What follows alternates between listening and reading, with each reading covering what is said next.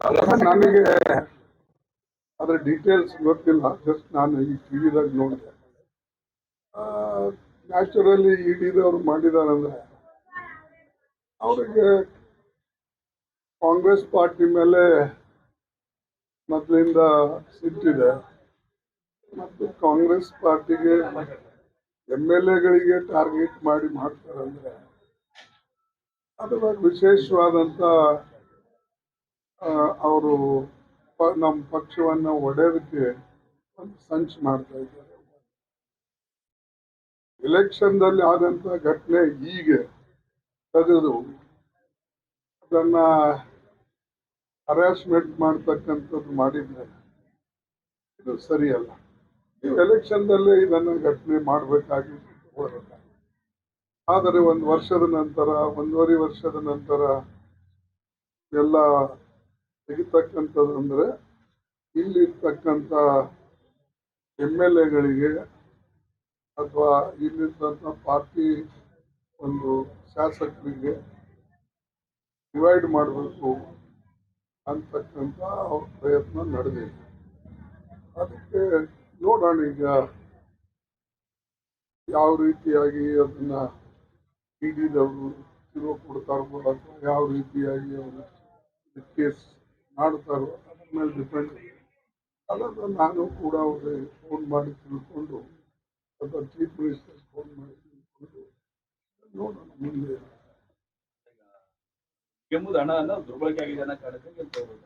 ಅವ್ರು ಹೇಳ್ತಾರೆ ನೋಡಿ, ಅದು ಇಡಿಗೆ ಬಿಟ್ಟು ವಿಚಾರ, ನಾನು ಅದರಲ್ಲಿ ಇಂಟರ್ಫಿಯರ್ ಮಾಡೋದಿಲ್ಲ. ಎನ್ಕ್ವೈರಿಗಳು ಆಗ್ತವೆ ಹೋಗ್ತವೆ. ಎಷ್ಟೋ ಜನ ಎನ್ಕ್ವೈರಿಗಳು ಮಾಡಿದ್ದಾರೆ. ಚುನಾವಣೆಗಳೇ ಕೋಟ್ಯಾಂತರ ರೂಪಾಯಿ, ಸಾವಿರಾರು ಕೋಟಿ ಇದು ಸೀಸ್ ಮಾಡಿದ್ದಾರೆ.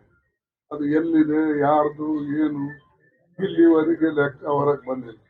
ಎಲ್ಲಾ ಪಾರ್ಟಿದ್ರು ಕೂಡ ಸೀಸ್ ಮಾಡಿದ್ದಾರೆ. ಅವಾಗ ಅವೆಲ್ಲಿ ಹಣಗಳು, ಅದನ್ನ ಯಾವ ಬಿಜೆಪಿ ಬಂದಿಲ್ಲ.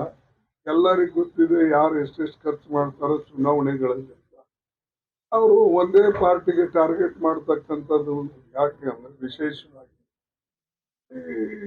ಈ ಪಕ್ಷಕ್ಕೆ ನಾವು ಸ್ವಲ್ಪ ತೊಂದರೆ ಕೊಟ್ರೆ ನ್ಯಾಚುರಲಿ ಪಕ್ಷದಲ್ಲಿ ಒಂದು ಭೇದ ಭಾವ ಉಂಟಾಗಿ ನಮ್ಗೆ ಅನುಕೂಲ ಆಗ್ತದಂತ ಅವ್ರದ್ದು ಕಲ್ಪನೆ ಇದೆ. ಬಟ್ ಅದು ಸಾಧ್ಯ ಇಲ್ಲ. ನಮ್ಮೆಲ್ಲ MLA ಗಳು ಅವ್ರು ಎಷ್ಟೇ ಹರಾಸ್ಮೆಂಟ್ ಮಾಡಿದ್ರು ಏನೇ ಮಾಡಿದ್ರು ಒಕ್ಕಟ್ಟಾಗಿದ್ದಾರೆ. ಅದು ಕರ್ನಾಟಕದಾಗ ಇವೇನು ಹೊಸದಿಲ್ಲ. ಹಿಂದೆ ಪಾರ್ಟಿ ಒಬ್ಬರಿಗೆ ಆ ಒಂದು ನಿಗಮದ ಅಲ್ಲಿ ಅವರಿಗೆ ಇದು ಮಾಡಿ ಜೈಲಿನಲ್ಲಿ ಹಾಕಿದ್ರು. ಹಿಂದೆ ಯಡಿಯೂರಪ್ಪನ್ನು ಹಾಕಿದ್ರು.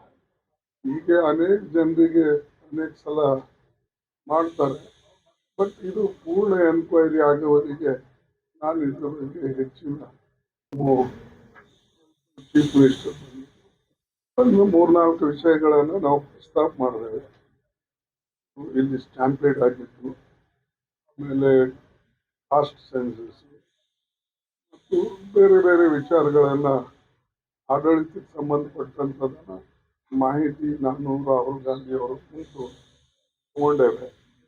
ಸೊ ನ್ಯಾಚುರಲಿ ಅದನ್ನ ನಮ್ಮ ಇಂಟರ್ನಲ್ ಪಾರ್ಟಿ ಕನ್ಸಂಪ್ಷನ್ಗೋಸ್ಕರ ಆ ಮಾಹಿತಿಯನ್ನು ಪಡೆದು ಕೆಲವು ಸೂಕ್ಷ್ಮವಾಗಿ ಅವ್ರಿಗೆ ತಿಳಿದಿದೆ. ಇಂಥವು ಕೆಲವು ಘಟನೆಗಳನ್ನ ನಡಿಬಾರ್ದಿತ್ತು. ಪಾಪ ಕುಟುಂಬಗಳಿಗೆ ನಾವು ಅವ್ರ ಬೆನ್ನಿಗೆ ನಾವು ನಿಲ್ಲಬೇಕು, ಸಹಾಯ ಮಾಡಬೇಕು ಅಂತಕ್ಕಂಥ ಮಾತು ರಾಹುಲ್ ಗಾಂಧಿ ಹೇಳಿದ್ರು.